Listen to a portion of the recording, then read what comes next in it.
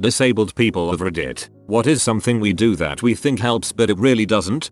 It's hard to explain to ATTs to some people because it is kind of a weird disorder that waxes and wanes over time and has a bunch of symptoms that confuse people. Sometimes people will ask me something like, do you know when one of your tics will occur, and I will tell them I can sometimes, and then they will make the brilliant suggestion, well, if you know, why don't you just not do it? Thanks guys, never tried that before. Why don't you voluntarily stop doing that involuntary thing? Brilliant. The world of neurology needs to know. As someone with deaf family members and lots of deaf friends, please stop handing us menus in Braille when we go out to eat. We are just signing to each other. We are not blind and obviously don't need Braille menus. It happens more often than you would probably think. Deefy here. I appreciate it when I tell people I'm deaf and they don't act like I just told them my dog died. I'm not disabled, but a friend of mine is blind. She said when people move out of her way and get real quiet as she approaches, it freaks her out. She could hear them and place kind of where they were. Then they go silent and move to the side, and she doesn't know if they are doing it to try to help out if they're getting ready to rob her. This might be obvious to some, but don't ever just grab someone's wheelchair and start pushing them around without asking. This would be like grabbing a stranger by the elbow and dragging them where you want them to go. Instead, just offer assistance like you would anyone, and if they need it, they'll usually gladly accept. Offering to help is never rude, but trying to help when it's unwanted definitely can be. I agree with this. However, I have a family member in a wheelchair and I sometimes do this when getting her into a building. I only do it then because in my head I am telling myself she's not used to using the manual wheelchair outside, just inside. I don't really think she minds because we grew up together and she would tell me if it did bother her, I'm pretty sure. You're so inspirational. I'm deaf. And no shouting at me or raising your voice isn't helping. Neither is being a weirdo by exaggerating your lip movements and talking very slowly. If communication attempts fail, I'm not bothered by you grabbing a pen and paper, but any suggestion that it doesn't matter or never mind and you've probably hit the big red button. Fudge, the never mind kills me. I'm not completely deaf yet. It's coming. But people who give up drive me crazy. Look at me. I will read your lips and everyone will be happy. Oh, and people who moan about having to watch TV with closed captioning. Don't tell someone they are too young to be sick. I've had arthritis since I was one stroke 2. A doctor I met told me that the youngest case of RA she ever saw was around 12 years old. That is probably the only time I ever set a record for something. I can't count the number of times I've been harassed. Here's a good rule of thumb. If someone parks without a placard, by all means, give them heck. I'm looking at you lady parking for just a sec while you run into Starbucks. If someone parks with a placard, you don't know his or her life or why he or she has a placard. Yes, some people do use a placard when they shouldn't, but it's not your place to judge. Let the police ask for his or her paperwork. I have a friend with a prosthetic leg. He's been yelled at several times for using handicapped parking. He's known for popping his leg off and shaking it at people. When people say but you don't look autistic when I bring up that I have Asperger's, like, I'm sorry, should I just wear a rubber helmet everywhere I go? It's called a spectrum for a reason, folks. I have a teenage niece who's deaf and more than a couple of times we've gone to the airport for a trip. There is an airline attendant waiting for her with a wheelchair. She usually just smiles and jumps on for the ride. BTW, she's in her track and field team at school. Paralyzed does not equals numb. I can't move my arm, but if you touch it, I can definitely feel it. Actually, till I always thought it did. Not inviting me to places they think might be difficult for me to navigate. I am smart enough to know what I am up for and what I am not. Give me the option, don't try and spare my feelings by not asking me. My older sister is now the best about this. The kids and I are going to climb Mt. Washington. Want to come? Yes, I do. I can take pictures and drive the car to the top and meet you. And an awesome day was had by all. Don't limit me. My disability does that enough. Whenever people realize I tell them I have high functioning, autism, and they giving really exaggerated movements and voices. Not only does it make you look stupid and insensitive, but it stops me from learning and practicing the emotional cues I lack.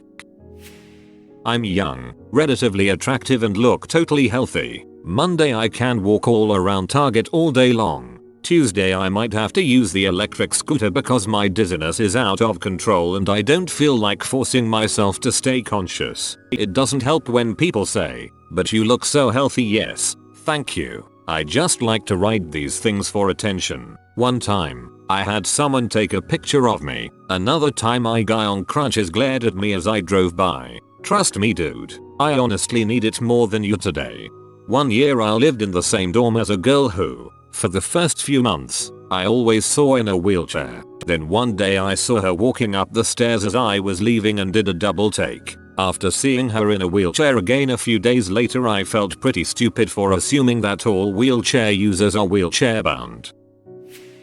I have cerebral palsy. I love when people help me, but please always ask first. And if I say, "No thanks, I've got it," then go on with your day. Or better yet, strike up a conversation. Muscular dystrophy, FSHD, currently in wheelchair. Back when I was in university, I was able to walk, but anything greater than that was kind of risky, would fatigue me, etc. Stairs and such. I would take the elevator from the main floor to the basement tunnels during winter, and I had gotten the "Really? You need to take the elevator for one floor?" I answered back with a firm yes. Yes, I do have to take the elevator one floor. But the friend I was with, who is pretty protective of me, nearly started a fight right there. It was kind of flattering when my friend would do that, lol. But realistically, don't start crap that carries real consequences on behalf of my pride or whatever. Also, when I was walking, I'd try really hard to just blend in with everyone else. I walked with a limp at the time, so he didn't actually know I was messed up. So the whole thing was kind of a win-lose. Bittersweet. Over the top expressions of sympathy. I'm happy to tell people how I acquired my disability, but 99% of the time people follow it up with a lot of "I couldn't have done it. You're so courageous. It's so good that you're still doing X. I had an accident, and I made the best of my situation. The road has been crappy, but there's nothing remarkable about what I've done. I'm here because my family supported me, even when I was angry and terrible to them. But they rarely get sympathy for what they went through. Telling them they've done something great would be better than pretending I have. You wouldn't go grabbing random people in the street, so why the exception for blind people? If you want to offer assistance, that's fine, but speak up, clearly direct your inquiry, and don't make physical contact without prior permission.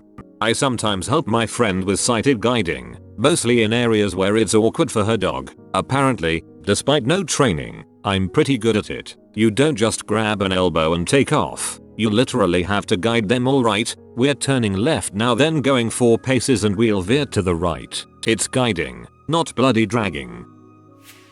Very specific thing, but this bugs me on a daily basis. Bus drivers who wait until you get to the exit of the bus before lowering the bus to reduce the gap between step and pavement. We have nifty buses that raise and lower via hydraulics. This is the equivalent of just outright tipping me off the bus, because I'm already unsteady on my feet and likely to fall without the ground disappearing from under me. A moving floor is way worse than a small step, I promise you. The intention may be good, but the implementation is god-awful. I have talked to various bus drivers about it, and the good ones now don't do it to me or other people with mobility issues. But it's a huge failure of training. I have talked to various bus drivers about it, and the good ones now don't do it to me or other people with mobility issues. But it's a huge failure of training. Wonder if it's worth contacting your local bus company or something. Might not achieve anything, but it also might get the message to the right person. High functioning autistic here. If I seem upset for any reason, do not touch or talk to me unless I initiate it. If I am upset, hugging me will not make me feel better. 90% of the time when I am upset, it's because I have sensory overload, and touching will only make that worse. Sensory overload is essentially when my mind can't process anything properly anymore because there is too much going on. I understand that you want to help, but you can do that by letting me sort it out myself. Asking in a slow, loud voice if a disabled person needs something. I mean, I have trouble hearing and I'd love that. Up to a point, at least. Autistic here. If you all could stop putting Facebook filters on your pics and reposting "I love my autistic son" posts, that'd be great. I don't want this disorder. To me, it feels like you're saying my son is a retard but I love him. It's very offensive and devalues us outside of our problems. It's pure virtue signaling by the parents that do that. It's such a vain thing to do and I feel terrible for the kids in the situation. Source: anorexic friend's mother regularly posts pictures of her in hospital connected to tubes talking about how hard looking after her is. The amount of glares I get for sitting down on public transport when it gets busy. I know that I'll look like a healthy 19-year-old, but walking and standing is a great struggle. AMD some days the fact I managed to make it onto a train is impressive. I need to take breaks regularly and sit to stand for any time on a moving vehicle is not possible. Also, just because I need to stop and take breals doesn't mean I want to go home. Every time I rest for a couple of minutes I get hundreds of "Are you okay? Do you want to go home?" and if I am at home just lying on the sofa chilling I constantly get "Do you want to go to bed for an hour? Should we go and leave you alone?" I don't want to live in isolation. Just because I can't do everything doesn't mean that I don't want to be able to do these things. My body needed a rest is not reflective of me being bored or wanting to go home. Trust me, I know when I have to go home. If I'm out it's because I'm able to be out. Let me have some fun for once. Not disabled, but knew many people who are. You tell a kid in a wheelchair that he is the same as everyone else. What you are really saying is that you think he isn't, and you think there is value in tricking him into thinking he is. He knows what's up and it isn't helping. This goes for anyone with any problem. Don't patronize people. Respect their intelligence. Don't call me an inspiration. Be your own dang inspiration.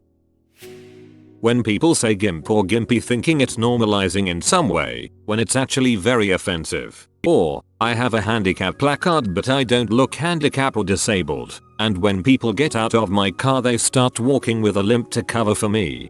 I never thought of gimp as a term for a disabled person. Only a BDSM term. Till. My answer would be continuously harping on something. Example, I was out with some people recently, and after one activity they were planning on going to another. I said that was the end of the night for me. I'd actually forgotten to take my meds in the morning and that had resulted in a whole day of feeling extremely off. Though they meant well, they kept asking more and more invasive questions. Like if you'll want to know the intricacies of my lupus, depression, and other various medical quirks I'll go into it. But I really don't think you do. Just take my word for it. I know what's going on in my flesh suit. I have to live in it every single day. My husband is from Russia. Sometimes I have to explain to him what a mental disorder is. They don't usually pay attention to those much in Russia. I have severe anxiety disorder. Sometimes he mistakenly tells me to just stop thinking about it or tells me it's all in my head and it's okay. My tip is to hold someone when they are having a panic attack of any kind. Give them a glass of water and tell them it's real because it is. Even if it's not going to kill you, and you are there for them until it's gone. I'm not sure if I count on this thread, but I have mild autism that manifests in the form of social awkwardness and reclusiveness. Saying be social. You're totally not alone in this world doesn't fix the lack of what I'd call substantial friendships. I struggled with crippling depression for years, and everyone kept telling me the same crap. Cheer up, you don't have it that bad. Just get up and get out more. Start every day by counting your blessings. Try volunteering at a soup kitchen, so you can see people who really have it bad. My friend has a disease similar to cerebral palsy and he said, 1. People opening doors for you but it just gets in your way. 2. Moving objects and they end up getting in the way. 3. Probably the worst, moving him to a different position that feels wrong and can hurt. For the record, he is perfectly capable of moving himself. Another thing I've witnessed is that people stare at him trying to walk. We're talking long stares, anywhere he goes. If you are walking past someone with a stick or crutch, try to be the one who moves sideways if one of you has to. Chances are the other person has problems going sideways. If you absolutely must pass them in a tight space, do it on the side away from the stick. Moving the stick outwards to move sideways in that direction is way easier than putting it in front of you in order to move sideways the other way. I don't think I am describing that entirely clearly, but if you try visualizing it, most people get it. The number of people who have said to me, "Oh, I thought it was easier if I passed on the side of the stick, so I didn't bump into you," is amazing. First, that doesn't stop you bumping into me at all. And second, if you've noticed enough to think about this, great. Please take a little longer to think about how movement balance actually works, and you'll see the problem. Change in behavior and give special treatment and sympathy. It's incredibly annoying and very transparent, as for the last few years you couldn't give a crap. Yes, I have autism. Don't say no you don't, or get all surprised if you find out. It's a spectrum, and just because I'm not drooling and act normally doesn't mean I don't have autism. You have been visited by the science dog. Go upvote now and you will get high grades and good results within the next week. If you are new to the channel, you can subscribe. I publish new videos every day. Until then, check out another video, or don't. Either way, have a great day you magnificent people.